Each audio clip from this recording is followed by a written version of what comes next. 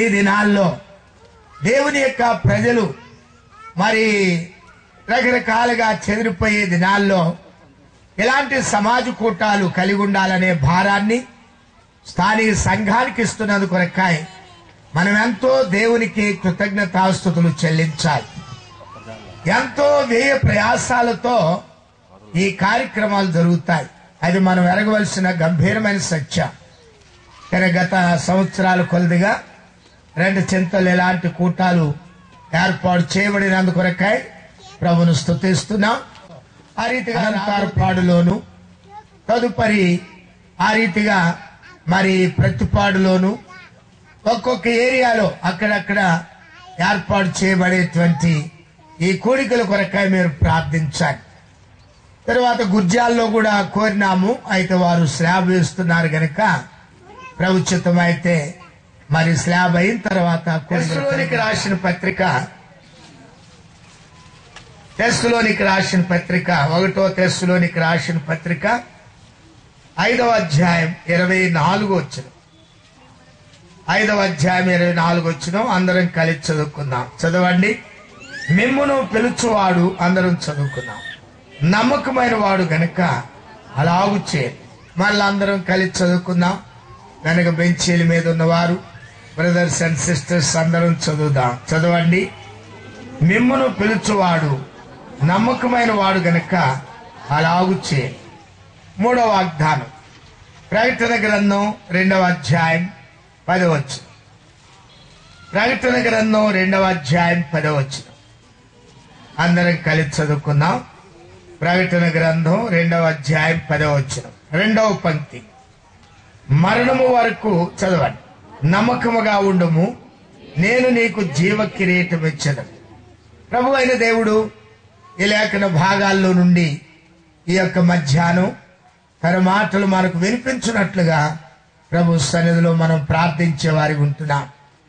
మా ప్రేమ కలిగిన మా తండ్రి, పరిశుద్ధుడు అయిన మా దేవ, యేసు క్రీస్తు వారి శ్రేష్టమైన పరిశుద్ధమైన నామమున ఈ మధ్యాహ్న కాల సమయంలో బేతేలు మందిర ఆవరణములో చేరి మిమ్మలను స్తుతించి ఆరాధిస్తా ఉంటున్నాం.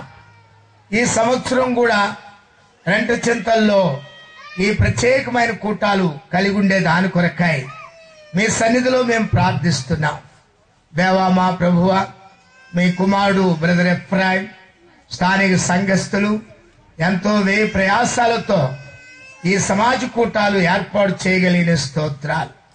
ఈ మధ్యాహ్నం మీ సన్నిధికి వచ్చిన దైవదాసులు, దేవుని బిడలు వారి పరిపాటలు మానుకొని మరి ఈ 3 దినాలు మరి క్షయమైపోయే ఆహారం కొరకు కాక అక్షయమైన ఆహారం కొరకాయ మరి ఆ రీతిగా ప్రయాసపడి రాగలిగిన స్తోత్రాలు. దేవా మా ప్రభువ, ఈ మధ్యాహ్నం సంవత్సరం మీరు ఇచ్చినటువంటి లేఖనాలు మేము ధ్యానిస్తుంటుండగా రక్షణ లేని వారికి రక్షణ, రక్షించబడినటువంటి మేము నమ్మకస్తులుగా ఈ సంవత్సరం జీవించడం సహాయం చేయండి.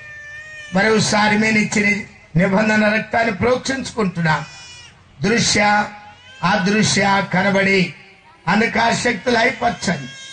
ఈ గ్రామంలో అనేక ఆత్మలు రక్షించండి. యేసు క్రీస్తు నామమున స్తుతించి ప్రార్థించి వేడుకుంటున్నాము తండ్రి, ఆమేన్. బైబిల్ ఎత్తి బైబిల్ పల్లవి పాడుకుందాం.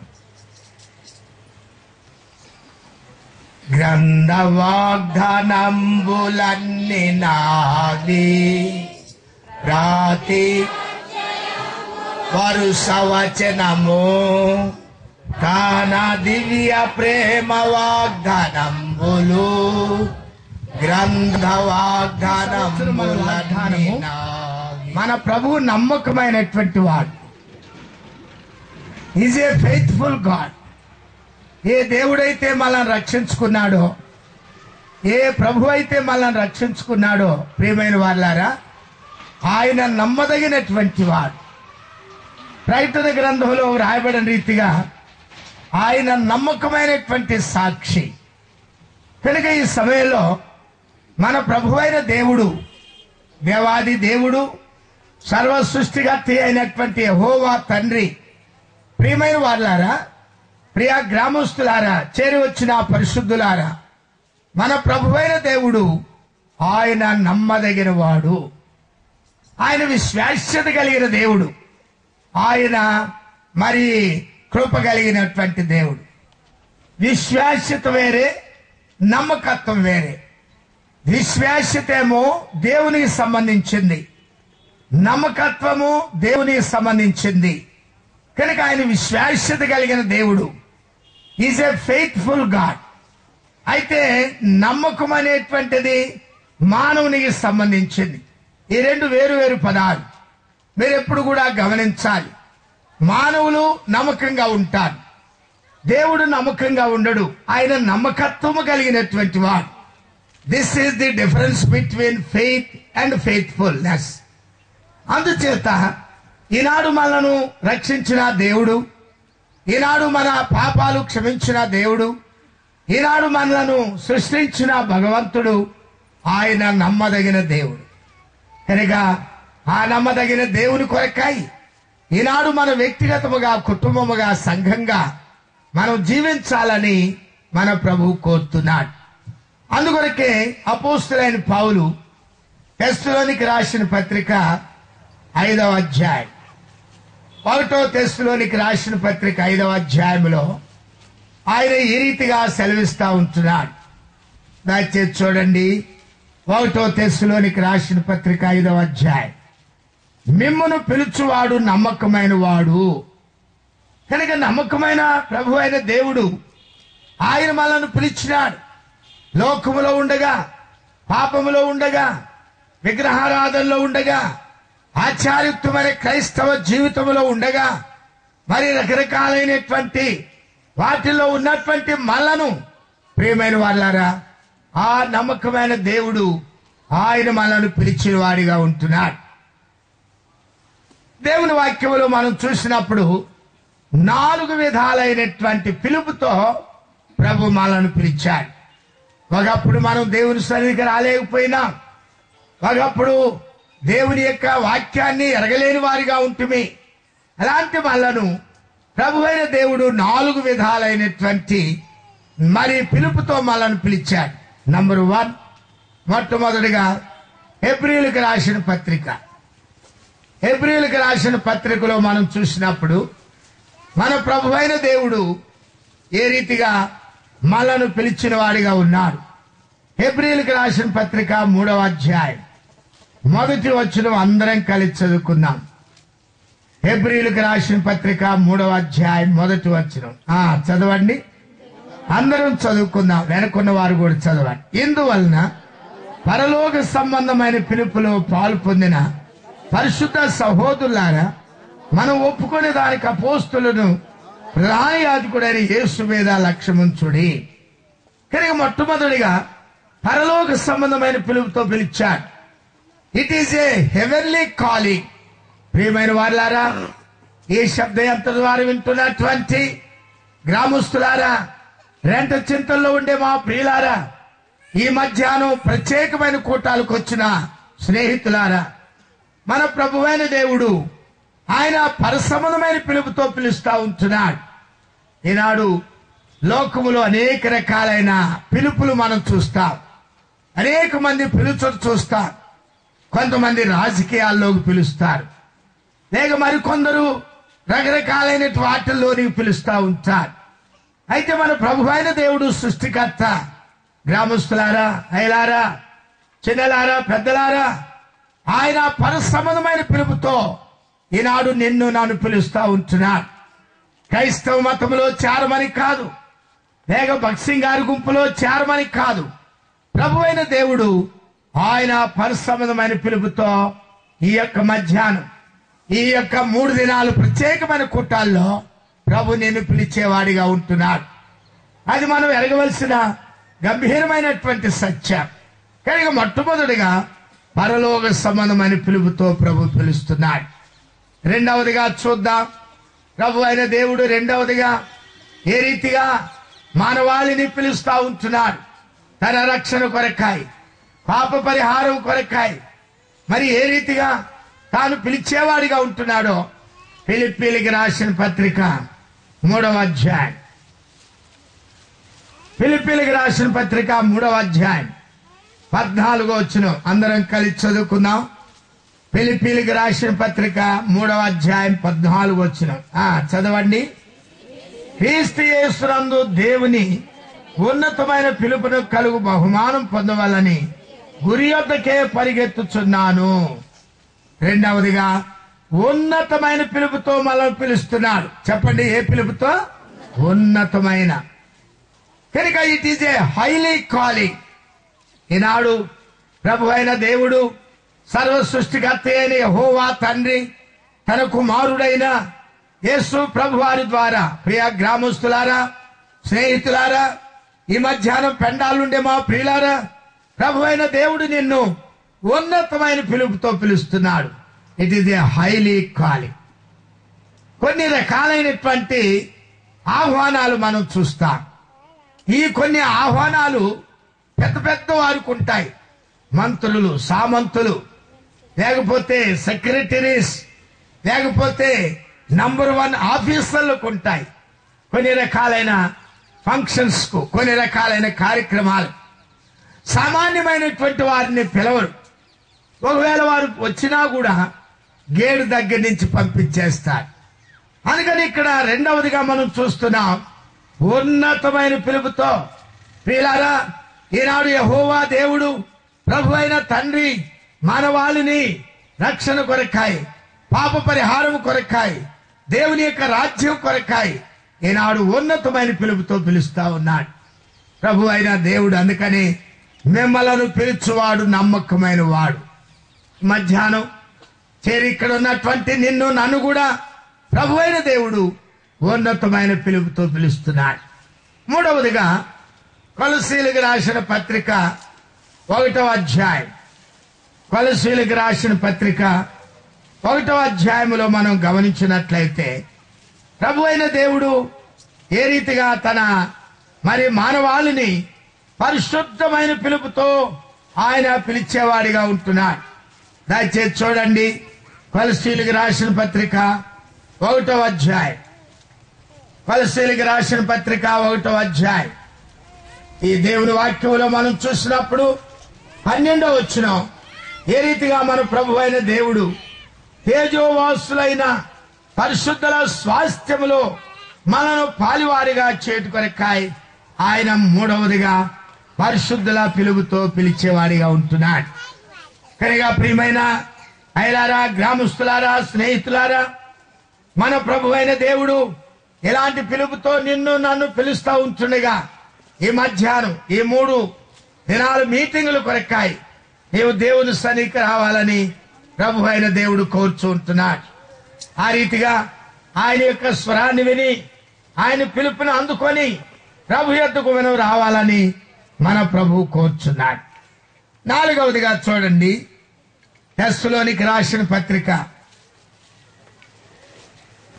2వ తెస్సలోనికి రాసిన పత్రిక 2వ అధ్యాయం, 2వ తెస్సలోనికి రాసిన పత్రిక 2వ అధ్యాయంలో మనము అందరం కలిసి చదువుకుందాం. 14వ వచనం చదవండి. 2వ తెస్సలోనికి రాసిన పత్రిక 2వ అధ్యాయం 14వ వచనం అందరం కలిసి చదువుకుందాం. చదవండి. మన ప్రభువైన యేసు క్రీస్తు యొక్క మహిమను పొందవాలని ఆయన మా స్వార్థ వలన మిమ్మల్ని పిలిచెను. 4వదిగా మహిమాయుక్తమైన పిలుపు. It is a glorious calling. ఈనాడు ప్రభు అయిన దేవుడు, ప్రియ సహోదరి సహోదరులారా, గ్రామస్తులారా, ఈ స్థలంలో చేరిన మా ప్రియులారా, 3వదిగా మన ప్రభు అయిన దేవుడు ఆయన మహిమాయుక్తమైన పిలుపుతో మనల్ని పిలుస్తా ఉన్నాడు. ఇది భూ సంబంధమైన పిలుపు కాదు, ఇది అశాశ్వతమైన పిలుపు కాదు. మొదటిగా పర సంబంధమైన పిలుపుతో పిలుస్తున్నాడు. రెండవదిగా ఉన్నతమైన పిలుపుతో పిలుస్తున్నాడు. మూడవదిగా పరిశుద్ధమైన పిలుపుతో పిలుస్తున్నాడు. 4వదిగా మహిమాయుక్తమైన పిలుపుతో. ఈ మధ్యాహ్నం అందుకని మిమ్మల్ని పిలిచిన వాడు నమ్మదగిన వాడు. 3వ అధ్యాయం 3వ వచనములో కూడా అదే మాట ఉంది. నాతో కూడా చెప్పండి. అయితే ప్రభువు నమ్మదగిన వాడు. కనుక మన ప్రభు నమ్మదగిన వాడు. మనం అపనమ్మకస్తులమైనప్పటికీ మనం నమ్మదగిన వారమైనప్పటికీ మన ప్రభు నమ్మదగిన వాడు. 2 తిమోతి 2వ అధ్యాయం 13వ వచనం అందరం కలిసి చదువుకుందాం.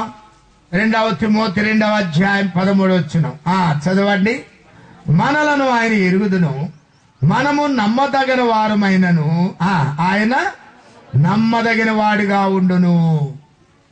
కనుక మనం నమ్మదగిన వారు. మనము ఎంతో అపనమ్మకస్తులం.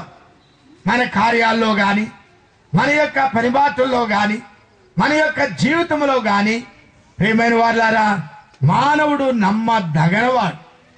అయితే ప్రభు అయిన దేవుడు, సృష్టికర్త అయిన తండ్రి, ఆయన నమ్మదగిన దేవుడుగా ఈ మధ్యాహ్నం 2 చింతల్లోనే మా ప్రియులారా, మీరు ఏ కులమైనా, ఏ మతమైనా, ఏ జాతి అయినా ప్రభు అయిన దేవుడి 3 దినాలు మీటింగ్స్ ద్వారా ఆయన పరిసంబంధమైన పిలుపుతో నేను పిలుస్తున్నాడు. 2వదిగా ఉన్నతమైన పిలుపుతో పిలుస్తున్నాడు. 3వదిగా పరిశుద్ధమైన పిలుపుతో పిలుస్తున్నాడు. 4వదిగా మహిమాయుక్తమైన పిలుపుతో పిలుస్తున్నాడు. కనుక ఈ మధ్యాహ్నం ఆయన పిలుపుని అందుకుందామా? ఆయన నమ్మదగిన వాడుగా మనం అపనమ్మకస్తులమైనప్పటికీ మన వ్యక్తిగతముగా, కుటుంబముగా, సంఘంగా మన ప్రభువైన దేవుడు ఆయన మనల్ని పిలుస్తూ ఉంటున్నాడు. అందుకొరక ఈ మధ్యాహ్నం ప్రభువా, ఈనాడు నీవు నన్ను పిలుస్తున్నావు గనుక పరిశుద్ధమైన పిలుపుతో, పరిసంబంధమైన పిలుపుతో నేను నీకు లోబడతానని ఆ రీతిగా తీర్మానం చేసుకొని, ఇంకా ఎవరైనా ఈ యొక్క దేవుని యొక్క నమ్మదగిన పిలుపుకు లోబడకపోతే ఈ మధ్యాహ్నం తీర్మానం చేసుకొని అట్లు ఆయన పిలుపుకు మనం లోబడాలని ప్రభు కోరుతున్నాడు. అందుకొరకే మనం పాడుకుంటాం కదా, పాడేవాళ్ళ ద్వారా మేమెంతో ప్రభుని స్తుతిస్తున్నాం, ఆయన కనపరుస్తుంటున్నాం. ప్రభు నిన్ను పిలుస్తా ఉంటుండగా ఈ 4 విధాలైన పిలుపుకు నువ్వు లోబడి ఎందు నిమిత్తమై ఏ ఉద్దేశముతో ప్రభు ఈ పరిసంబంధమైనటువంటి ఈ ఉన్నతమైన పిలుపుతో నేను పిలుస్తా ఉంటున్నాడో మనం దానికి లోబడాలని మన ప్రభు కోరుతున్నాడు. అందుకని మనం పాడుతూ ఉంటున్నాం. ప్రేమతో యేసు పిలుచుచున్నాడు,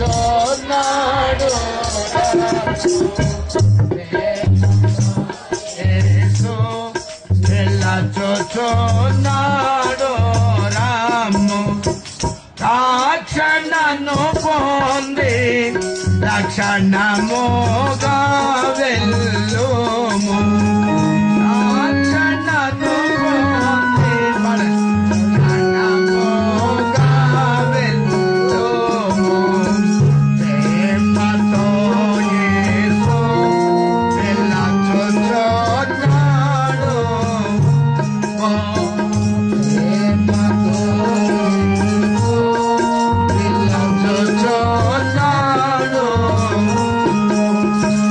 ప్రియమైన వాళ్ళారా, ఈ మధ్యాహ్న కాల సమయంలో మన ప్రభు అయిన దేవుడు ఈ 4 గంటల పిలుపుతో వ్యక్తిగతముగా, కుటుంబముగా, సంఘంగా ఆయన మనల్ని పిలుస్తూ ఉంటుండగా ఆ పిలుపుకు లోబడి మనము ఆయన సన్నిధికి రావాలని ప్రభు కోరుతున్నాడు. అలాగైతే పరిశుద్ధ గ్రంథం బైబిల్లో 7 వ్యక్తులను ఏ రీతిగా ఆయన పిలిచిన వాడిగా ఉంటున్నాడు.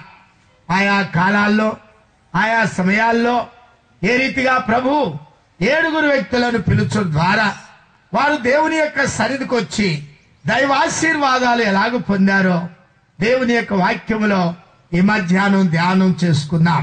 నంబర్ 1, మొట్టమొదటిగా ఆదికాండం 3వ అధ్యాయం అందరం కలిసి చదువుకుందాం. కొంతమంది చదవటం లేదు. ఆదికాండం 3వ అధ్యాయం 9వ వచనములో దేవుడైన యెహోవా మొట్టమొదటిగా ఏ రీతిగా ఆయన మనల్ని పిలుస్తా ఉంటున్నాడో ఆదికాండం 3వ అధ్యాయం 9వ వచనం అందరం కలిసి చదువుకుందామండి, గట్టిగా బిగ్గరగా.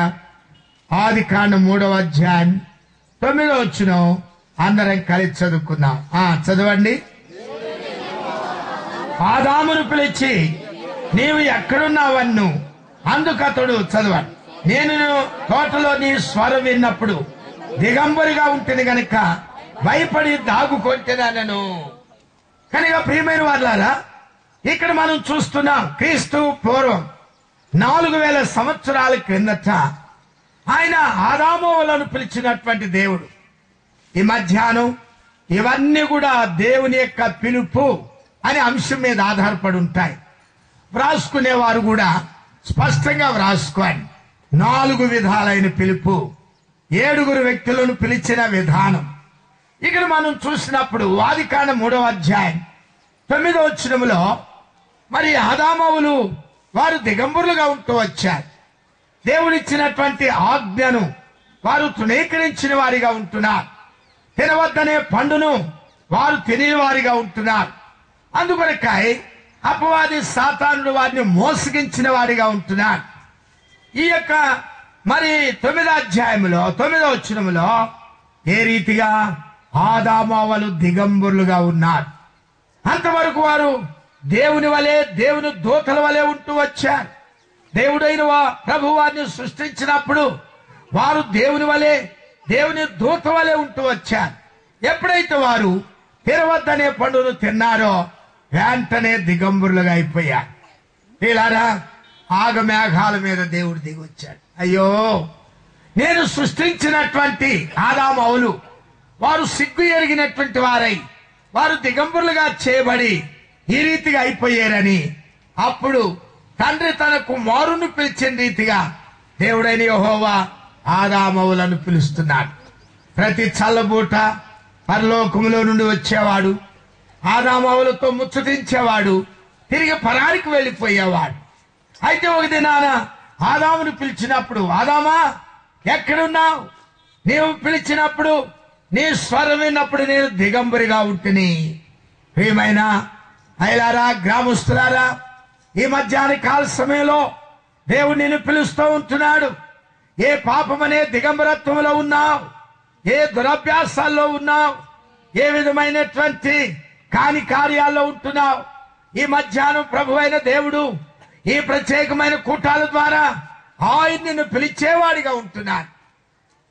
ఆయన స్వరాన్ని విన్నప్పుడు నేను దిగంబరిగా ఉంటిని. క్రీడా ఈనాడు మానవుడు పాపం అనే దిగంబరత్వంలో ఉంటున్నాడు. మానవుడు జన్మకర్మ పాపంలో ఉంటున్నాడు. మానవుడు పాపం అనే దిగంబరత్వంలో ఉంటున్నాడు. అందుకొరకై ఇక్కడ ఆదామవులు ఏం చేశారు? వారు కచ్చడాలు కట్టుకున్నారు. అనగా కచ్చడములు ఆకులతో కచ్చడాలు చేసి వారు కచ్చడాలు కట్టుకున్నారు. కనుక ఇక్కడ కచ్చడాలు దేనికి సాదృశ్యం అంటే ఆచారములు, అలవాటులు, సాంప్రదాయములు, లెంట్ డేస్, ఈస్టర్ పండుగలు, క్రిస్మస్ పండుగలు, జనవరి పండుగలు, వీటన్నిటికీ సాదృశ్యముగా ఉన్నాయి కచ్చడాలు. క్రీడా అమ్మా, 2 చింతలుండే క్రైస్తవ జనాంగమా, ఎంతకాలం కచ్చడాలు కట్టుకుంటావు? నీ పాపమనే దిగంబరత్వం కప్పబడకుండా, పాప క్షమాపణ లేకుండా, పాప పరిహారం లేకుండా, ప్రియమైన స్నేహితులారా, ఈ శబ్దయంతో ద్వారింటున్న మా యొక్క గ్రామస్తులారా, ఈ మధ్యాహ్నం పెండాల్లోకి వచ్చిన ప్రియులారా, ఎంత కాలము నీవు దిగంబరిగా ఉంటావు? ఎంత కాలము కచ్చడాలు కట్టుకుంటావు? ఎంత కాలము యేసు ప్రభువుని సంవత్సరం సంవత్సరం సెలవు వేసుకుంటా పోతావు? రోమీయులకు రాసిన పత్రిక 6వ అధ్యాయములో అపోస్తలుడైన పౌలు రాస్తా ఉంటున్నాడు. రోమీయులకు రాసిన పత్రిక 6వ అధ్యాయం. ప్రభు అయిన యేసు క్రీస్తు వారు సంవత్సరం సంవత్సరం సెలవు వేయబడలేదండి. అది మనం ఎరగవలసిన గంభీరమైన సత్యం. అయితే ఈనాడు అనేకులు యేసు ప్రభు వారిని సంవత్సరం సంవత్సరం సెలవు వేస్తున్నారు. 10వ వచనం మరి మైకులో గట్టిగా బిగ్గరగా చదవండి. రోమీయులకు రాసిన పత్రిక 6వ అధ్యాయం 10వ వచనం గట్టిగా బిగ్గరగా చదవండి. గట్టిగా చదువు. నువ్వు ఇక్కడి నుంచి ట్రాన్స్ఫర్ అవుతున్నావు, మెత్తగా చదువుతున్నావు. ఏ పలికిచ్చేయి. ఇందాక పాట కూడా సచిన వాళ్ళ దగ్గర పాడినాడు, పాడుతున్నావు. గట్టిగా పాడ. మరి నాకేనగా ఆయన సరిపోవట చూడగా, ఆయన సరిపోవడు చూడగా పాపం విషయమై ఒక్క మారే సరిపోయాను. వాళ్ళారా, పాప విషయమై ఒక్కసారే చనిపోయాడు. కనుక ఒక్కసారే యేసు ప్రభు వారు చనిపోయాడు 2015 సంవత్సరాల క్రితం. అయ్యారా అమ్మా, 2 చింతలుండే క్రైస్తవ జనాంగమా, సంవత్సరం ఆయన ఈస్టర్ పండుగ రోజు చనిపోలేదు. ఆయన చూడగా ఒక్కసారే చనిపోయాడు. 2015 సంవత్సరాల క్రితం ఆయన కల్వరి కొండ మీద ఆయన ఒక్కసారే చనిపోయాడు. అయితే ఈనాడు మనము యేసు ప్రభువాన్ని సంవత్సరం సిలువ వేస్తున్నాం. ఏమైనా వాళ్ళారా, ఈ మధ్యాహ్నం ప్రభు ఆ కచ్చడాలు ఎంతకాలం కట్టుకుంటావు, ఆ ఆచారాలు ఎంతకాలం చేస్తావు, ఆ పండుగలు ఎంతకాలం చేస్తావు, ఆ దానములు ఆ ధర్మములు ఎంతకాలం చేస్తాం. వాళ్ళు శ్రీరామనవమికి వడపప్పు పెడుతున్నారని మన వాళ్ళు కూడా ఈస్టర్ పండుగకు వడపప్పు పెట్టడం మొదలు పెట్టారు. ప్రియులారా, ఇలాగ ఆచారాల అలవాట్లనే కచ్చడాల ద్వారా మానవుని యొక్క పాపం పరిహారం కాదు, మానవుని యొక్క జన్మ కర్మ పాపం పరిహారం కాదు, మానవుని యొక్క దిగంబరత్వం కప్పబడదు. కనుక మధ్యాహ్నం ప్రభు సన్నిధికి వద్దామా? అయితే ఆదాము మంచివాడు. ఆదాములుండే శ్రేష్టమైన లక్షణం ఆను యేసు ప్రభు దేవుడు చెప్పింది ఒక దశలో చేయలేకపోయినా రెండవ దశలో లోబడ్డాడు. దేవుని స్వరాన్ని విన్నాడు, దేవునికి లోబడ్డాడు, దేవుడు చెప్పిన మాట విన్నాడు. అనుకంటాడు, నీ స్వరం విన్నప్పుడు ప్రియమైన సహోదరి సహోదరుడా, రక్షించబడిన దేవుని బిడ్డ, ఈనాడు నీ జీవితంలో దేవుని యొక్క స్వరాన్ని వింటున్నావా? ఉదయకాలం ఆ నమ్మదగిన వాడు నిన్ను ఆ ఉన్నతమైన పిలుపుతో పిలుస్తూ ఉంటుండగా నీ వ్యక్తిగత జీవితంలో, నీ కుటుంబ ప్రార్థనలో, మరి సంఘ సంబంధమైన కార్యక్రమాల్లో, ఆదివారం ఆరాధనలో దేవుని స్వరాన్ని వింటున్నావా?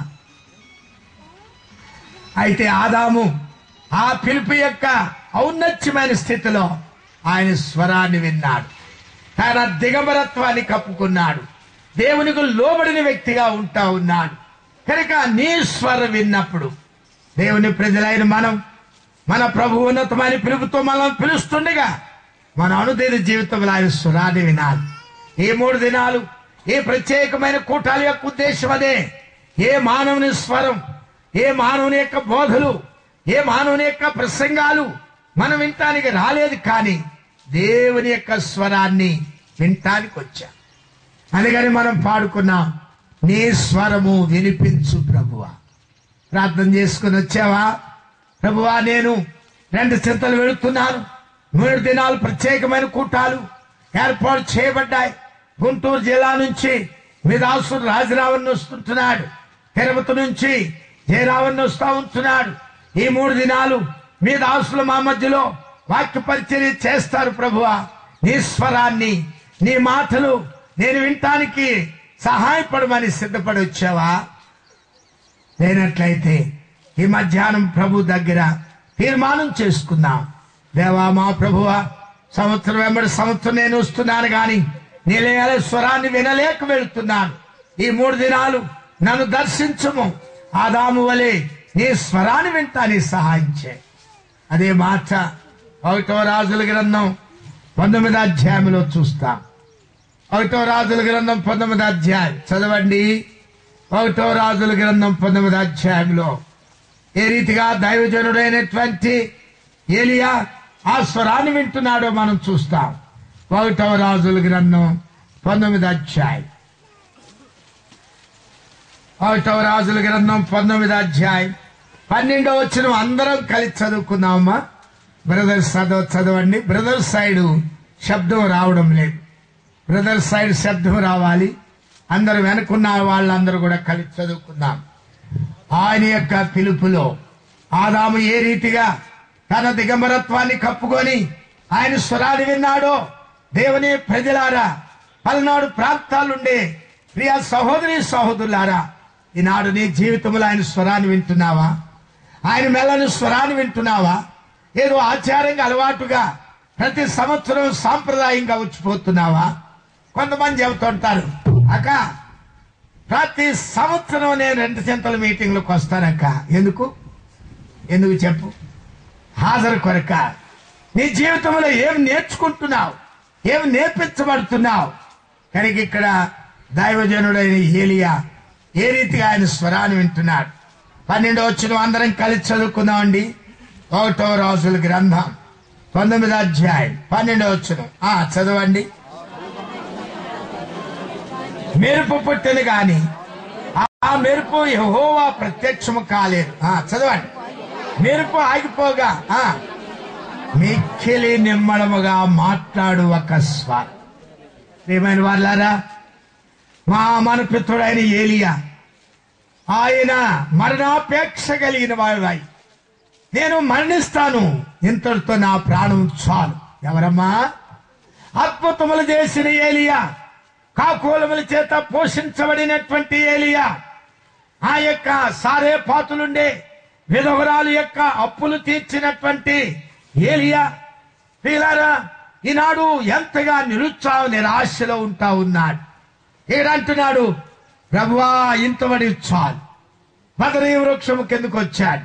బదరీ వృక్షము రేగు చెట్టుకు సాదృశ్యం. అనే ప్రియాములు నీ జీవితంలో, నా జీవితంలో రేగు చెట్టు అనుభవానికి వస్తున్నాం. నిరుత్సాహం నిరాశలోనికి వస్తున్నాం. కృంగుదలలోనికి వస్తున్నాం. ఆర్థిక పరిస్థితులు బట్టి గాని, రక్షణ లేని భర్తల ద్వారా పోరాటం గాని, గ్రామంలోండే పరిస్థితులు బట్టి గాని, నీ శరీరంలోండే వ్యాధి బాధలు బట్టి ప్రియుడా ఎన్నిసార్లు అమ్మా నువ్వు నిరుత్సాహంలోకి వచ్చావు. ఎన్ని పర్యాములు నీవు రహస్యముగా ప్రార్థన చేసుకున్నావు. ఇంత మట్టుకు చాలు, ఇంత మట్టుకు చాలని ఏలియావలే చెప్పావు. ఈ మధ్యాహ్నం నిరుత్సాహం నిరాశలో ఉండే ఏలియాతో మాట్లాడిన దేవుడు, వీడా గ్రామస్తులారా, ఏ నిరుత్సాహంలో ఉన్నావు, ఏ నిరాశలో ఉన్నావు, ఏ కృంగుదల్లో ఉన్నావు, ప్రభు అయిన దేవుడు నీతో మాట్లాడుతుంటున్నాడు. ఆయన మిక్కిలి నిమ్మలమైన స్వరాన్ని ఆయన వినిపిస్తుంటున్నాడు. క్రీస్తు స్వరమో విందును పడండి. ఏ పలికినప్పుడు మాధుర స్వరమే అది.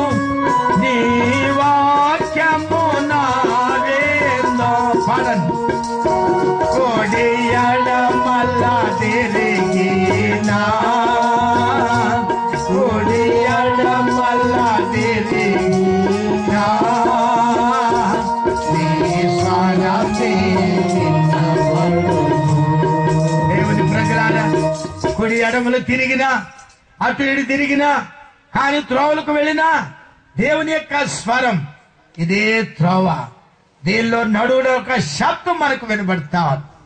ఈ మధ్యాహ్నం ఆ నమ్మదగిన దేవుడు ఆ యొక్క ఉన్నతమైన పిలుపు యొక్క అనుభవంలో ఈనాడు ఏ రీతిగా ఆదాము తగ దిగంబరత్వాన్ని కప్పుకొని ఆయన స్వరాన్ని విన్నాడో, పాపములు క్షమించబడినటువంటి మనం, రక్షించబడిన మనం, ఆరాధన చేస్తున్న మనం ఆ స్వరాన్ని వినాలని కోరుచున్నాం.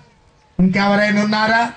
కచ్చడాలు కట్టుకునేవారు, రక్షణ లేనివారు, ఆచారములు చేసేవారు, యేసు పండుగలు చేసేవారు, లెంట్ డేస్ అనుభవించేవారు. బైబిల్ గ్రంథంలో ఎక్కడ కూడా లేదు లెంట్ డేస్ అనుసరించాలని.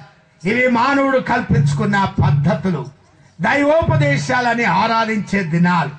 అయితే ప్రభు అయిన దేవుడు దయగలిగిన వాడు, ప్రేమామయుడు, ఏం చేశాడు? ఆయన ఎప్పుడైతే ఆదామవులు దిగంబరత్వంలో ఉన్నారో వెంటనే ఆదికాండం 3వ అధ్యాయం 21వ వచనం చదవయ్య. ఆదికాండం 3వ అధ్యాయం 21వ వచనం. దేవుడైన యెహోవా, మీ మైక్ ఏమైంది? మైకులన్నీ ఇచ్చిపోండి అయ్యా, మీరు ఆపేసుకోవాలి. దేవుడైన యెహోవా ఆదామునకును అతని భార్యకును చర్మపు సొక్కాయలను చేయించి వారికి తొడిగించెను. చాలు. కనుక చర్మపు చొక్కాయలను తొడిగించాడు. ఎక్కడి నుంచి వచ్చాయమ్మా? అరణ్యంలో చొక్కాయలు ఎక్కడి నుంచి వచ్చాయి? ఆయా దర్జీ ఆయన ఏడి, టైలర్ ఏడి, గుడలు గుట్టి ఆయన ఏడి, అక్కడ చర్మపు చొక్కాయలు ఎట్లా వచ్చినాయి అక్కడికి? వెంటనే ప్రభు అయిన దేవుడు ఎప్పుడైతే ఆయన మరి తాను లోబడినాడో ఆదాము, వెంటనే అక్కడ ఒక జంతువును లేక గొర్రె పిల్లను వధించాడు. ఆ గొర్రె పిల్లే మన ప్రభు అయిన యేసుక్రీస్తు వారి సాదృశ్యం. కనుక ప్రియమైన క్రైస్తవ జనాంగమా, యేసుక్రీస్తు వారి యొక్క మరణం క్రీస్తు పూర్వం 4000 సంవత్సరాల కిందటే ఏదేను తోటలో ఆ జంతువును వధించినప్పుడే యేసుక్రీస్తు వారి యొక్క సెలవు మరణం అక్కడుంది. కనుక ఎప్పటికీ 6000 సంవత్సరాల కిందట యేసుక్రీస్తు వారి యొక్క సిలువ అది అనామత్తుగా జరిగిందిగా. అనాది కాలములో దేవుడైన యెహోవా తన కుమారుని యొక్క సెలవుకు సాదృశ్యముగా ఒక జంతువును వధించాడు. ఆ జంతువే పొట్టేలు, ఆ జంతువే గొర్రె పిల్ల, ఆ జంతువే యేసు ప్రభు వారి సాదృశ్యం. ఆయన ఆ జంతువును వధించి దాని చర్మమును వచ్చి దేవుడే ఆయన ఆ టైలర్ గా, ఆ దర్జీవానిగా ఉండి, ఆ మిషన్ కుట్టేవానికి ఉండి ఆదామవల యొక్క దిగంబరత్వాన్ని కప్పుడు కొరకాయి చర్మపు చొక్కాయలను తొడిగించాయి. వీలారా, అదే రక్షణ ఈనాడు ప్రతి విశ్వాసి పరసంబంధమైన పిలుపుతో, ఉన్నతమైన పిలుపుతో లోబడినటువంటి వ్యక్తికి వారి పాపం అనే దిగంబరత్వ కప్పుడు కొరకాయి దేవుడు నీకు నాకు చర్మపు చొక్కాయలు ఇచ్చాడు. అదే రక్షణ వస్త్రం. యెషయా గ్రంథం 61:10. యెషయా గ్రంథం 61:10 చదవండి గబగబా. యెషయా గ్రంథం 61:10.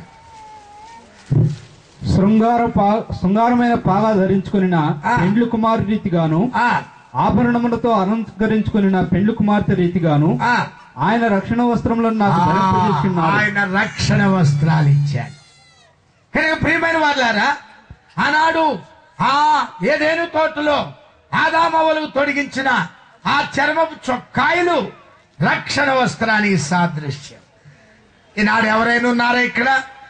ఇంకా ఆచారముల అలవాటులతో, బస్సు బుధవారాలతో, మట్టల ఆదివారాలతో, లెంట్ డేస్ తో సంవత్సరం యేసు ప్రభువును సిలువ వేసుకుంటా ఇంకా రక్షణ వస్త్రాలు చొక్కాయి లేనటువంటి క్రైస్తవ జనాంగం ఎవరైనా ఉన్నారా ఈ పెండాల్లో?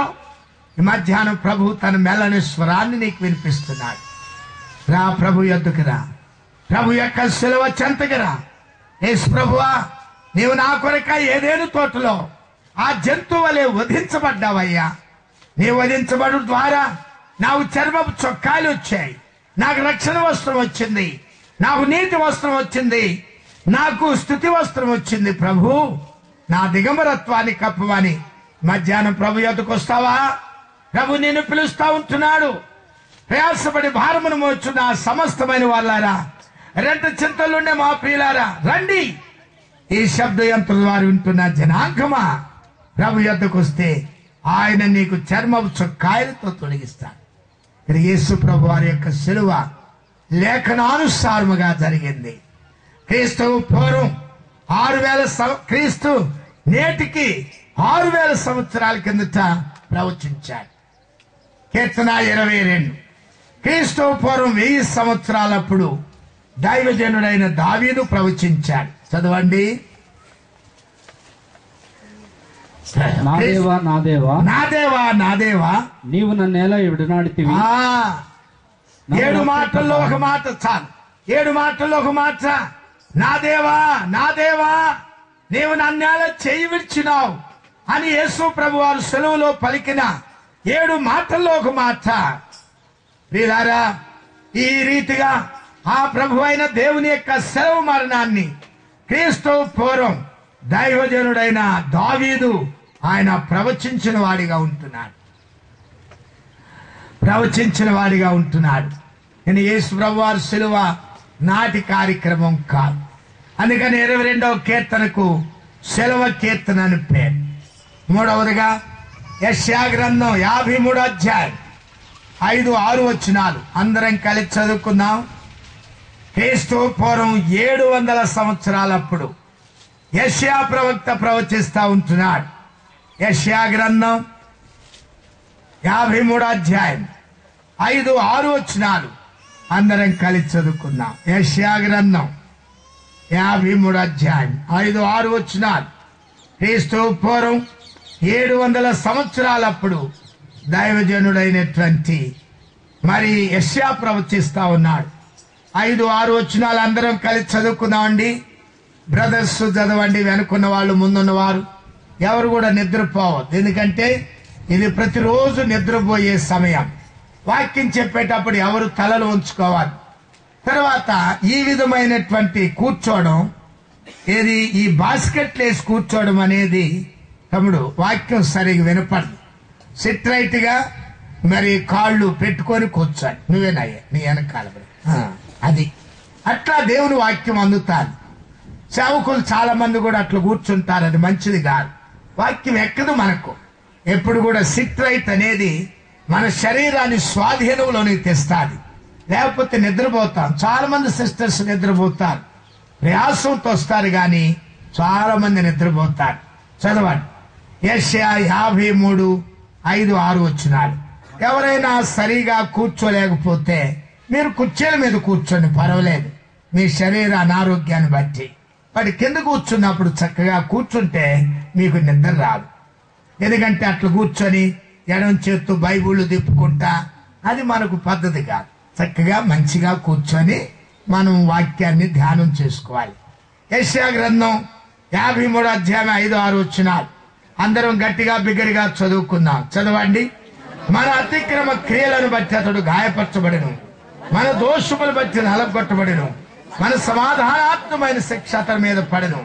అతడు పొందిన దెబ్బల చేత మన స్వస్థత కలుగుతున్నది.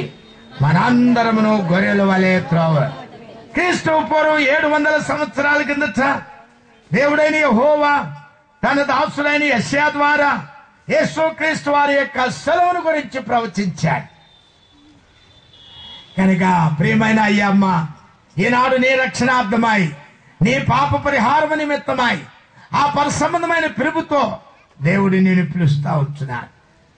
మనకై యేసు మరణించే, మన పాపముల కొరకే నిత్య జీవముని చుటకే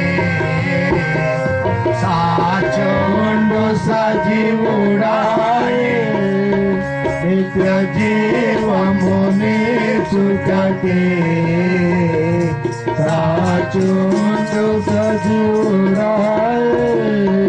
కనుక మన పాపముల కొరకు ఆయన మరణించాడు. ఈ మధ్యాహ్న కాల సమయంలో ప్రియులారా, ఆ చొక్కాయి రక్షణ వస్త్రాలు.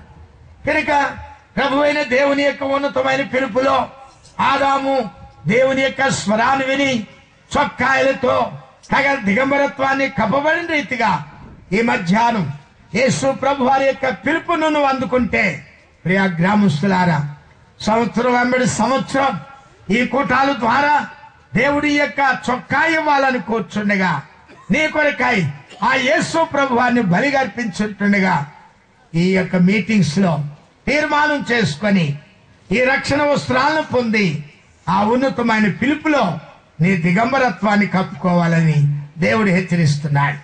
రక్షించబడిన ప్రియ విశ్వాసి, ఈ యొక్క పరసంబంధమైన పిలుపులో ఆదాము ఆయన స్వరాన్ని విన్నట్లుగా దేవుని బిడ్డలైన మనం కూడా ప్రభు మనల్ని పిలుస్తుంటుండగా ఆయన స్వరాన్ని వింటూ కొరకాయి, ఆయన మాటలు వింటూ కొరకాయి ఏలియా మరి ఆ మరణాపేక్ష కలిగిన వాడై ఆ యొక్క స్వరాన్ని విన్నట్లు మన వ్యక్తిగతముగా, మన కుటుంబముగా, మన సంఘపరముగా, మన కష్టాల్లో, శ్రమల్లో, వ్యాధుల్లో దేవుని ప్రజలారా ఆయన స్వరాన్ని వింటూ యాత్రా జీవితంలో ముందుకు సాగిపోయే వారికి ఉంటున్నాం.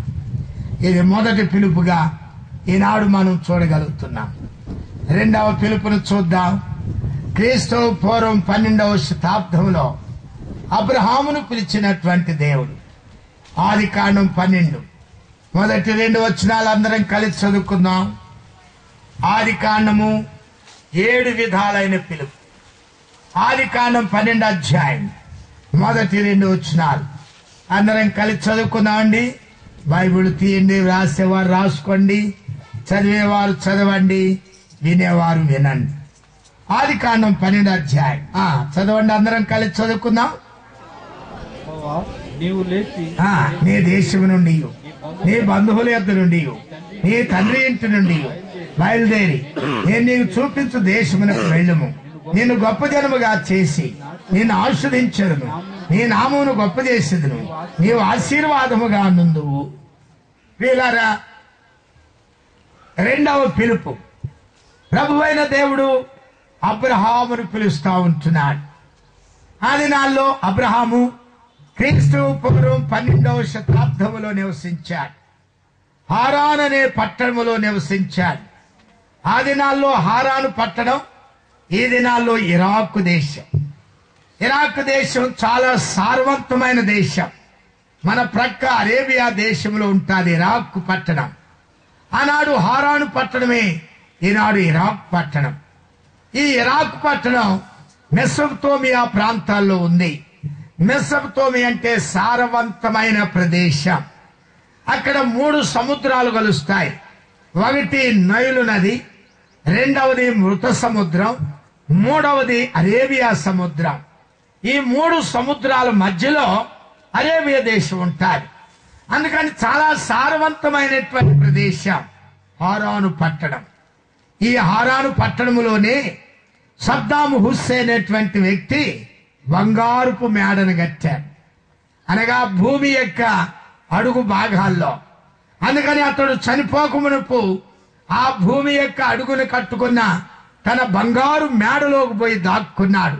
అయినప్పటికీ తాను చంపబడ్డాడు. అది వేరే హిస్టరీ అనుకోండి.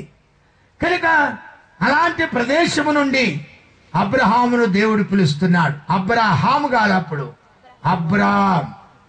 చూడండి 27వ వచనం, 11వ అధ్యాయం 27వ వచనం. తెరహు వంశావళిది, తెరహు అబ్రామును. అబ్రామ్ రాసుకునేవారు రాసుకోండి. అబ్రామ్ అనగా చుట్టబడిన వాడు. అబ్రాము అనగా చుట్టబడిన వాడు, అనగా ర్యాప్డౌట్, అనగా కుటుంబాన్ని చుట్టేసుకొని ఉండేవాడు. అబ్రాముకి ఏం పట్టదు. వ్యాఖ్యానకర్తలు అంటారు వీళ్ళు విగ్రహాలు తయారు చేసే కుటుంబానికి సంబంధించిన వారు అంటారు. అంటే ఒకవేళ మనం ఊహిస్తే అబ్రహాము తాను చిన్ననాటి నుండి ఆ విగ్రహాలు తయారు చేయటం ఏంటో, వాటిని అమ్ముకోవటం ఏంటో, డబ్బులు సంపాదించటం ఏంటో, ఆ కుటుంబాన్ని పోషించుకోవటం ఏంటో, ఆ ఇల్లు వాకిలు చూసుకోవటం ఏంటో. ఎందుకంటే అబ్రాము చిన్ననాలే వారి తండ్రి అయిన తెరహు చనిపోయాడు. అబ్రహాము చనిపోయిన తర్వాత ఈ యొక్క భారమంతా నాహోరు, హారాను, మరి వీళ్ళిద్దరు అన్నదమ్ములు అబ్రాం మీద పడింది. అబ్రాం పెద్దవాడు, నాహోరు తర్వాత హారాను ఇద్దరు కూడా చిన్నవాడు.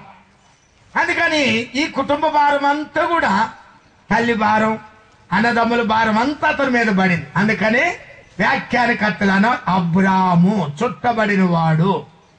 అయితే ఎప్పుడైతే అబ్రహాము దేవుని యొక్క పిలుపును అందుకున్నాడో ఇప్పుడు ఏమైపోయాడు? అబ్రహాం అయిపోయాడు.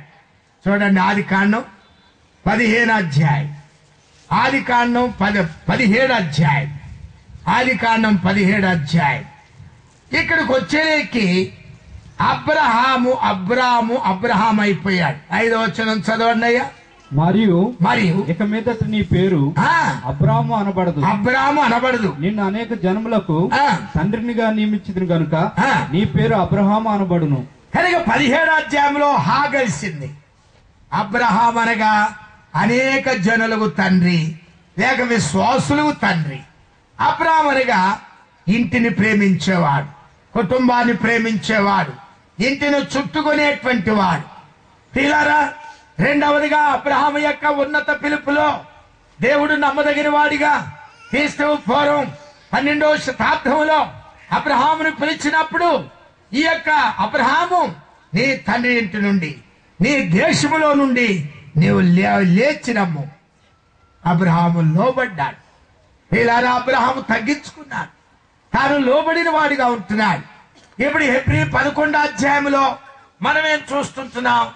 తాను ఆ పిలుపుని అందుకొని ఎక్కడికి బయలుదేరవాళ్ళను ఎరుగుకే బయలుదేరు. ఇలారా నీవు నేను చేస్తామా? ఎవరినైనా రెంట చింతల్లోంచి వెళ్ళిపోమంటే, లేక గుర్జాల్లో నుండి పొమ్మంటే, లేక మాచర్లో నుండి పొమ్మంటే 190 ప్రశ్నలు వేస్తాం. ఎక్కడికి వెళ్ళాలా? ఎందుకు వెళ్ళాలా? అయితే ఇప్పుడు హెబ్రీయులకు రాసిన పత్రిక 11వ అధ్యాయంలో చదవండి. అబ్రహాము శారాలు ఎన్నో వచనం చెప్పింది? 8వ వచనం.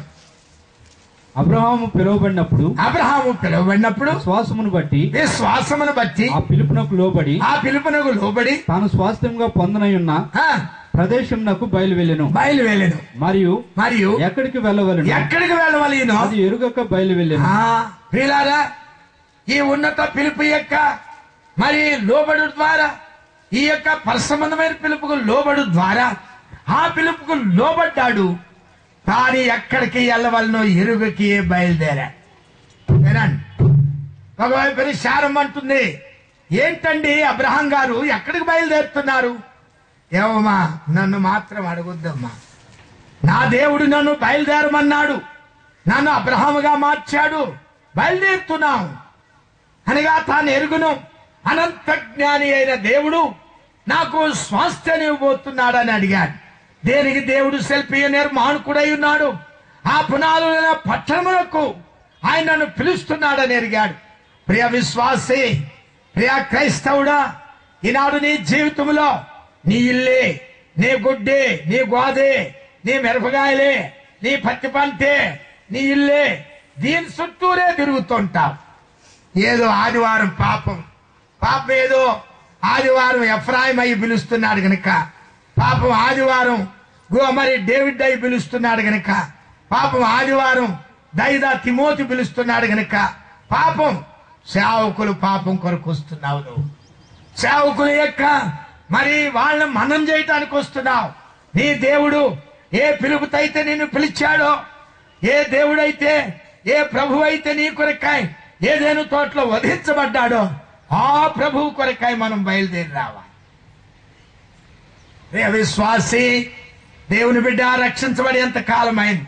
ఇంకా నీ ఇల్లు, నీ వాకిలి నీవే గాని దేవుడు, దేవుని కార్యాలు, దేవుని యొక్క పరిచర్య వీటన్ని నీవు పట్టడంలే.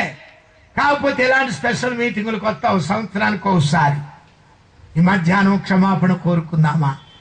అవును ప్రభువా, నా జీవితంలో ఇది వాస్తవమే.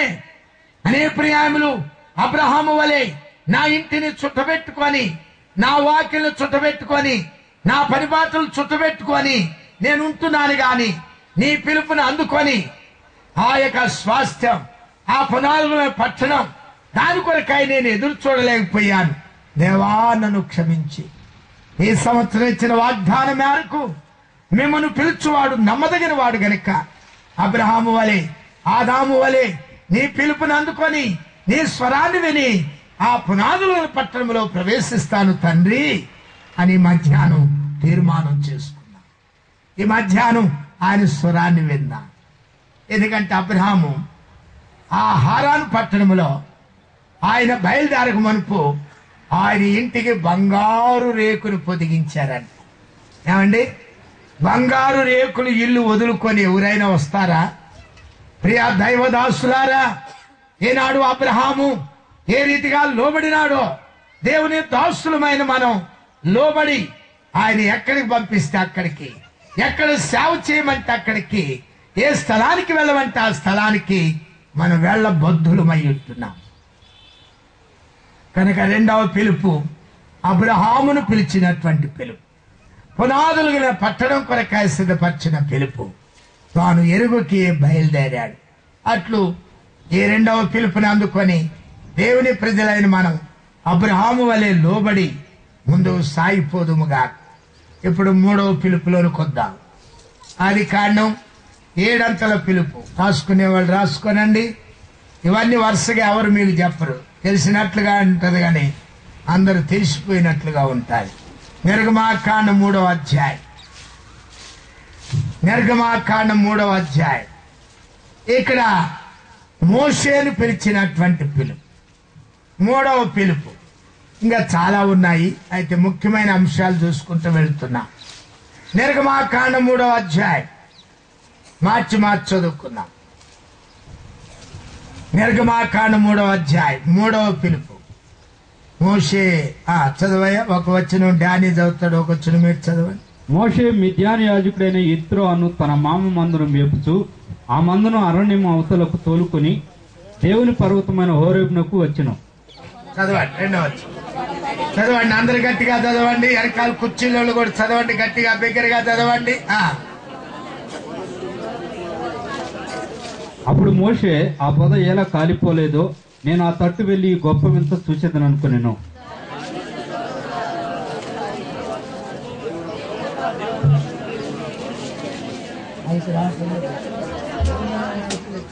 అందుకైన దగ్గరకు రావద్దు, నీ పాదము నుండి నీ చెప్పులు విడుము, నీవు నిల్చున్న స్థలము పరిశుద్ధ ప్రదేశము అనేను.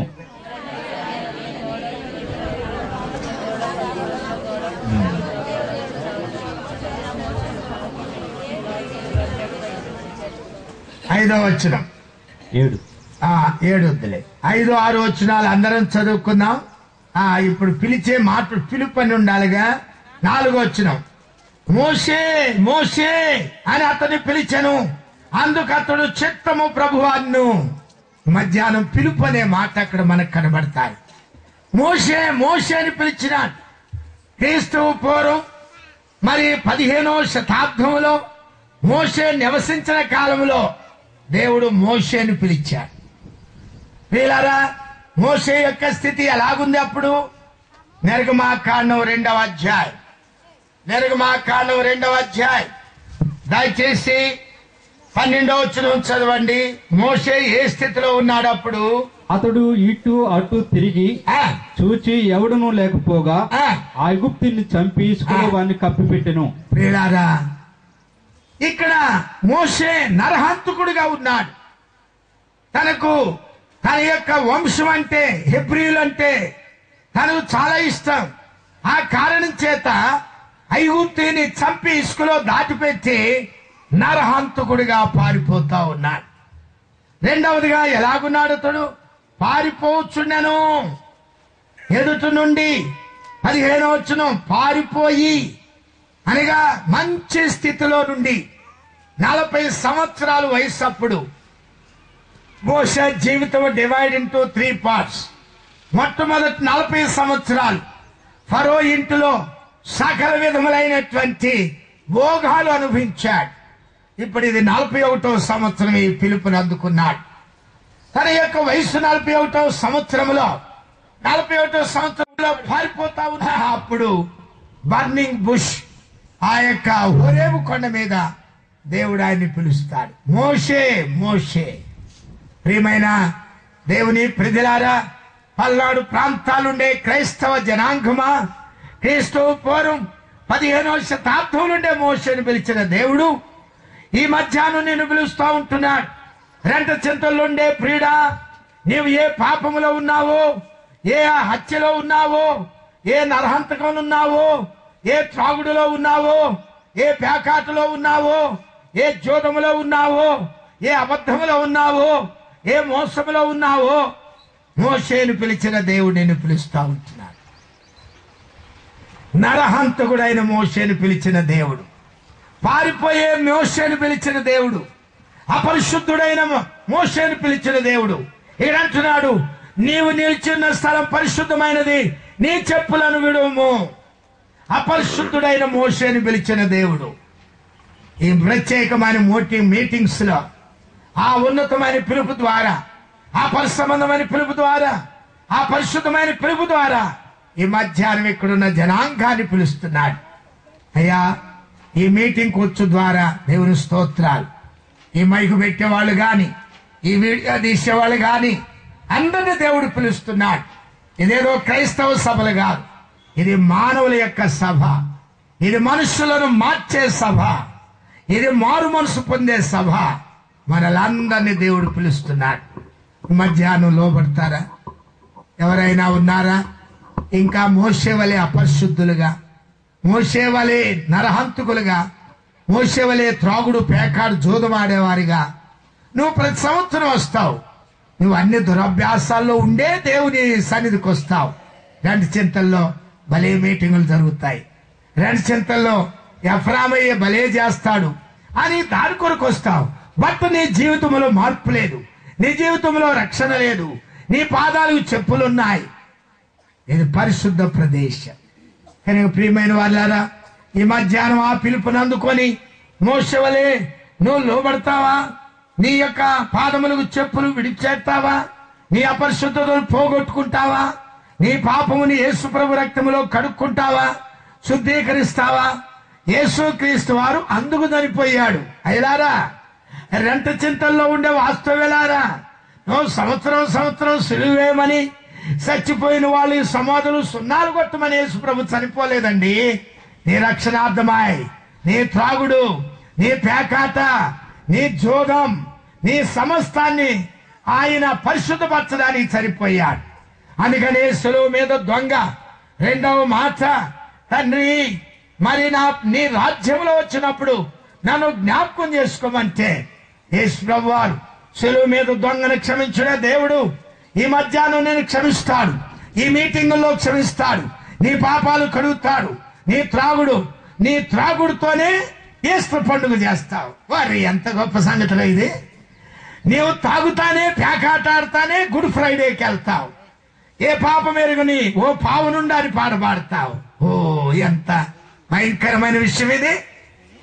ఆయన ప్రభు దయామయుడు, కరుణామయుడు, ప్రేమామయుడు. ఆయన నిన్ను పిలుస్తా ఉంటున్నాడు. సెల్లోవా చంతా కోరా, సెల్లోవా చంతా కోరా, సెల్లోవా చంతా కోరా, అదండి సెల్లోవా చంతా కోరా సహోదరా, సెల్లోవా చంతా కోరా. ఎక్కడాలే నెమ్మది ఉంది, ఎవ్వరు ఇవ్వని శాంతి ఉంది. ఎవ్వడాలే నెమ్మది ఉంది, ఎవ్వరు ఇవ్వని శాంతి ఉంది. సిలువ చెంత కూరా, సిలువ చెంత కూరా, సిలువ చెంత కూరా. ఎవరు వస్తున్నారా? సిలువ చెంత కూరా. పాము నివసించు పిల్లములు లాగునా, పాము నివసించు పిల్లములు పాచి నివసించు విలాగునా. దుఃఖముతో నిండిన హృదయములో నెమ్మది చూడాలి. కనుక సెలవు చెంతకిరా అయ్యా. 2 చింతల్లో ఉండే మా ప్రియ క్రైస్తవ జనాంగమా, ఏ కులమైనా, ఏ మతమైనా, ఏ జాతి అయినా, ఏ మిషన్ అయినా పాము నివసించు బెలములో పక్షి నివసించదు. అలాగే నీ జీవితంలో ప్రార్థన లేక పాపం ఎలాగ నివసిస్తా ఉంటాది? నీ జీవితంలో పరిశుద్ధత అపరిశుద్ధత ఎలాగుంటాది? నీ జీవితంలో పేడ బెల్లం ఎలా కలిసి ఉంటాది? కనుక ఈ మధ్యాహ్నం 2015 ఈ ప్రత్యేకమైన కూటాల్లో దేవుడు నీతో మాట్లాడుతున్నాడు. ఎవరైనా ఉన్నారా ఈ పెండాల్లో? తీర్మానం చేసుకో. పాము నివసించు బెలములో పక్షి ఉండదు. కనుక నీ జీవితంలో దేవుడు సాతాను, అపరిశుద్ధత, పరిశుద్ధత, పేడ బెల్లం ఇవన్నీ కలిసి ఉండవు. తీర్మానం చేసుకో. 3వ పిలుపులో, ఉన్నతమైన పిలుపులో, మోషేని పిలుపుని పిలిచిలో చెప్పులను విడిచిపెట్టి వచ్చాడు. అఖండమైన నాయకుడిగా చేశాడు. నీ సంఘంలో అఖండమైన నాయకుడిగా చేస్తాడు. సంఘ పెద్దగా చేస్తాడు. సంఘం యొక్క చిన్నగా చేస్తాడు. మరి డీకెన్స్ గా చేస్తాడు. నీ దౌర్జన్యము ద్వారా కాదు, నీకున్నటువంటి వాటి ద్వారా కాదు. మొన్న ఒక యవనస్తుడు నాకు ఫోన్ చేస్తాడు. నీ చేత కాకపోతే మేం చేస్తాం. నీ జీవితంలో నువ్వు పెద్దవు కాలేవు. ఇలాంటి రౌడిజం, దౌర్జన్యము ద్వారా, ఇలాంటి మాటల ద్వారా నీ జీవితంలో నువ్వు పెద్దవు కాలేవు. పాము నివసించు బిలములో పక్షి నివసించదు. వినయ విధేయతలతో కూడిన వ్యక్తి ఒక సంఘానికి పెద్దగా అవుతాడు. కనుక 3వ పిలుపులో ఏ రీతిగా దైవజనుడైన మోషే లోబడి తాను వచ్చాడు. ఈ మధ్యాహ్నం దేవుని ప్రజలారా, పల్నాడు ప్రాంతాల్లో ఉండే జనాంగమా, మీ రాక ద్వారా ప్రభువును స్తుతిస్తున్నాం. ఎన్నో పనులు, ఎన్నో బాధ్యతలు వహించి వచ్చారు. మొదటి పిలుపులో ఆదాము ఆ పిలుపును అందుకొని ఆయన దేవుని స్వరాన్ని విని తన దిగంబరత్వాన్ని కప్పుకున్నాడు. అలాగనే 2వ పిలుపులో అబ్రహాము తన యొక్క చుట్టబడినటువంటి వ్యక్తి, అబ్రహాము కుటుంబానికి చుట్టబడిన వ్యక్తి ఆ పిలుపుని విని ఆ స్వాస్థ్యముగా పొందే ఆ పట్టణానికి బయలుదేరాడు. 3వదిగా మోషే, అపరిశుద్ధుడైన మోషే, నరహంతకుడైన మోషే ఏ రీతిగా ఆ పిలుపుకు లోబడి తాను పునాదులు పట్టణ విశ్వాసులకు తండ్రిగా చేయబడ్డాడు. 4వ పిలుపును ధ్యానం చేసుకొని ఈ మధ్యాహ్నం మొదటి సెషన్ ముగించుకున్నాం. మిగిలిన 3 పిలుపులు 2వ సెషన్లో ధ్యానించుకున్నాం. రండి, న్యాయాధిపతుల గ్రంథం 6వ అధ్యాయం 12వ వచనం. న్యాయాధిపతుల గ్రంథం 6వ అధ్యాయం 12వ వచనం అందరం కలిసి చదువుకుందాం. న్యాయాధిపతుల గ్రంథం 6వ అధ్యాయం 12వ వచనం. ఇంకా అనేకమైనవి ఉన్నాయి, అందరం కలిసి చదువు. అయితే ముఖ్యమైన విషయాలు ధ్యానం చేసుకొని ముందుకు వెళ్ళిపోతున్నాం. న్యాయాధిపతుల గ్రంథం 6వ అధ్యాయం 12వ వచనం అందరు చదవండి అమ్మా, అందరు చదవండి అయ్యా.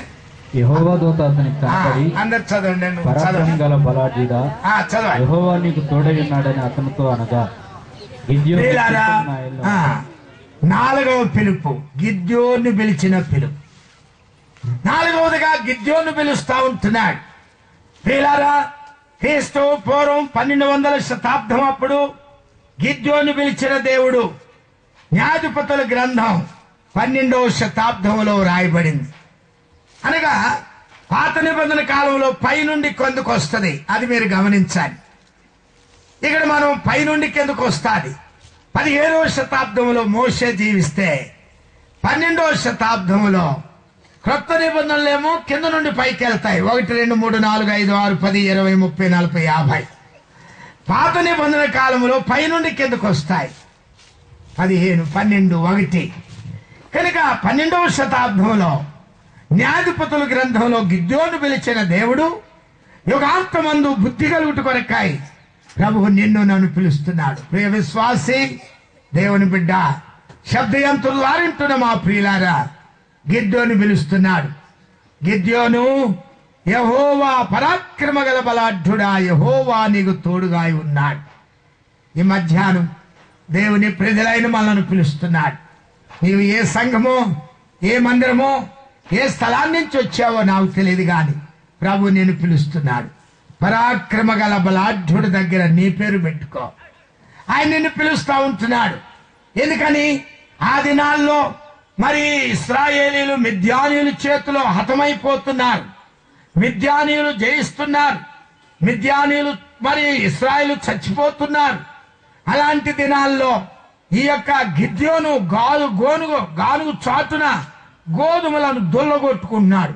దొల్లగొట్టుకోవటం అంటే ఒక కర్ర తీసుకొని దొల్లగొట్టుకోవడం. గానుగు చాటున గోధుమలను దొల్లగొట్టాలి. గోధుమలను గాను కింద వేస్తే పొడి పొడి అయిపోతాయి. అందుకని గోధుమలను తీసుకొని ఆ మొక్క గోధుమలను తీసుకొని దొల్లగొడతారు. అయితే వరి దొల్లగొడితే రాలదు. వరిని తీసుకొని బాగా తొక్కాలి కళ్ళంలో. That is the difference between గోధుమలు అండ్ వరి. గోధుమలేమో దొల్లగొట్టాలి కర్ర తీసుకొని, మరి ఈ యొక్క వరి గింజలనేమో బాగా ఆ దుక్కు దున్నాలి. కనుక దొల్లగొట్టుకున్నాడు. భోజనం కొరకాయి, ఆహారం కొరకాయి, జీవనోపాధి కొరకాయి, వ్యాపారం కొరకాయి. ప్రియమైన సహోదరి సహోదరుడా, ఈనాడు లోకములో అనేక మంది నశించిపోతుండగా నీ గ్రామంలో, దైదాలో, గురిజాలలో, రెంట చింతల్లో, మాచల్లో, అడవిదేవురిపల్లిలో, మరి ఆ యొక్క రకరకాలైనటువంటి స్థలాలలో మరి అనేక మంది నశించిపోవచ్చుండగా, మిద్యానీయుడు అపవాదికి సాతానుకు సాదృశ్యమైండగా ఈనాడు నీ కొరకు జీవిస్తావా? ఈనాడు నీ కుటుంబం కొరకు జీవిస్తావా? ఆత్మల కొరకాయ ప్రయాసపడవా? నీ భర్త రక్షణ కొరకాయ ప్రయాసపడవా? నీ భార్య రక్షణ కొరకాయ ప్రయాసపడవా? నీ గ్రామంలోండే వారి కొరకాయ దైవ సేవకులతో కలిసి పనిచేయవా? ప్రభు 4వ పిలుపులో నీ జీవనోపాధి కొరకాయ జీవిస్తున్న నిన్ను దేవుడు పిలుస్తా ఉంటున్నాడు. ఎందుకు ఈ వ్యయ ప్రయాసాలు? ఎందుకు ఇన్ని లక్షల రూపాయలు డబ్బులు పెట్టి మీటింగులు పెట్టాలా? ఆత్మల రక్షణ కొరకాయ, కొన్ని ఆత్మలు రక్షించబడే దాని కొరకాయ ఈ మధ్యాహ్నం ఖాళీగా వెళ్ళిపోతావా? రక్షణ లేకుండా వెళ్ళిపోతావా? పాప పరిహారం లేకుండా వెళ్ళిపోతావా?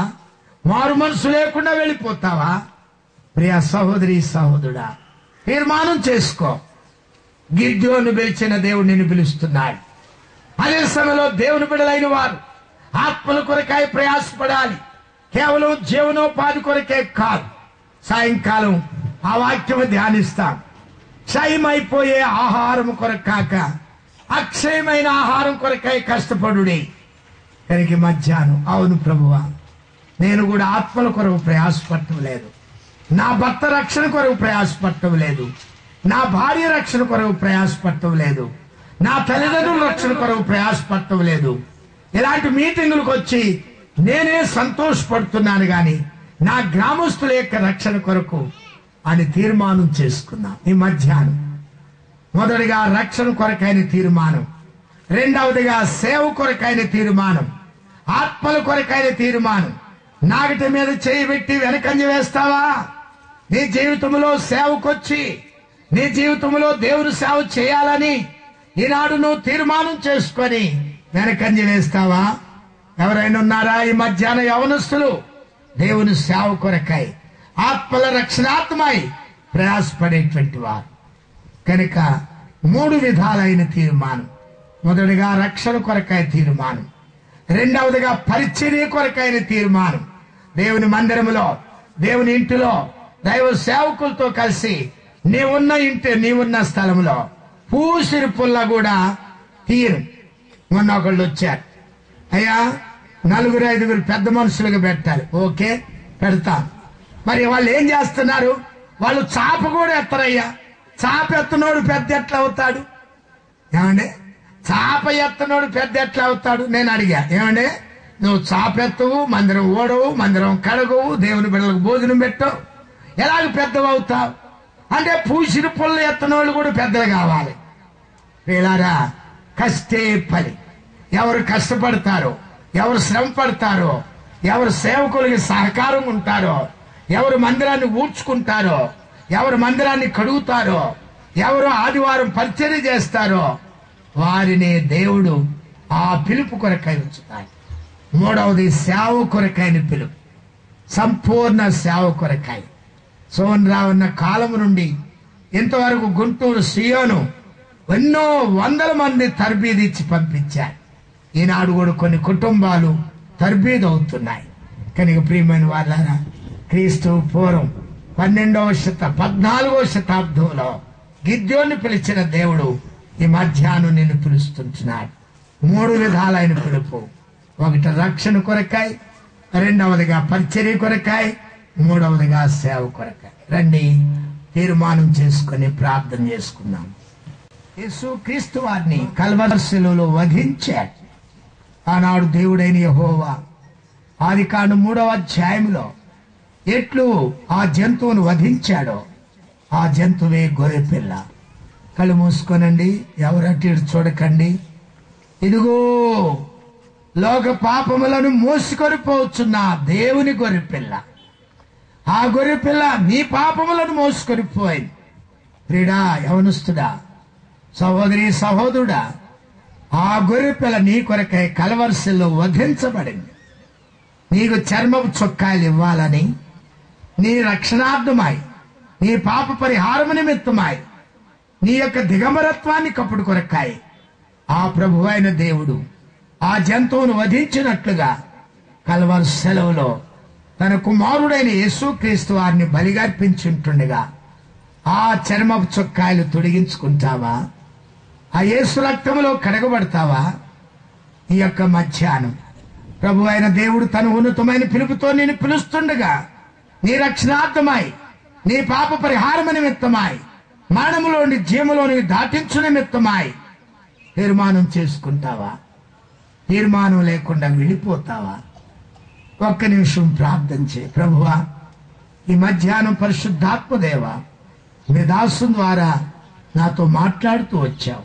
అవునయ్యా, నేను దిగంబరత్వంతోనే మీటింగ్కి వచ్చాను, పాప పరిహారం లేకుండా మీటింగ్కి వచ్చాను.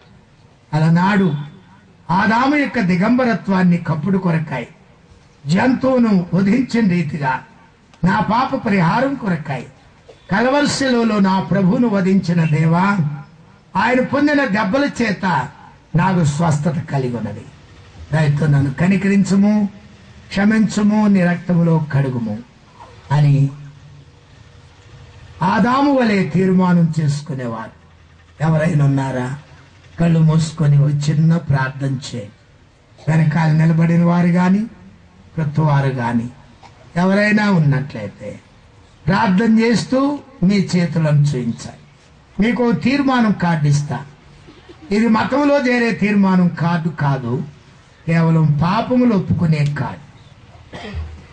సహోదరుడా, ప్రభు స్తోత్రాలు. ప్రభు నీ చేతిని పట్టుకొని గాక. అయ్యా, పాపం అనే దిగంబరత్వంతో నిన్ను కప్పును గాక, నీ పేరు జీవ గ్రంథంలో రాయను గాక. సహోదరుడా, సహోదరి, ఎవరి బిడ్డ, దేవుడు నిన్ను పట్టుకున్నాడు. లోకములో ఏమైపోయావాడిని కనుక ఈ కార్డు అనేది ఏదో మనుషుల గొప్పతనం కొరకు, లేక మనుషుల యొక్క పొగడుతల కొరకు అంతమంది తీసుకున్నారు ఇంతమంది తీసుకున్నారని గొప్ప చెప్పుకోవడానికి కాదు. ఇది నీ జీవితాన్ని మార్చివేసే కార్డు, నిన్ను దైవదాసునిగా సేవకునిగా చేసే కార్డు. ఈ కార్డే గత 50 సంవత్సరాలుగా నన్ను సేవకునిగా చేస్తున్నా. ఈ కార్డు చూసినప్పుడల్లా నాకు చాలా సంతోషం. నువ్వు ఖాళీగా వెళ్ళిపోతావా? తీసుకోకుండా ఏదో 4 మాటలని, ఏదో 2 మెతుకులు తిని వెళ్ళిపోతావా?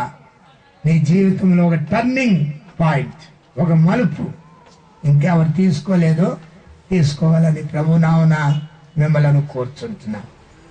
ఈ సమయంలో మనం ప్రభు యేసు పిలుపును ఓ ప్రియుడా అనే పాటను మొదటి వచనం ఆఖరి వచనం పాడుకున్న తర్వాత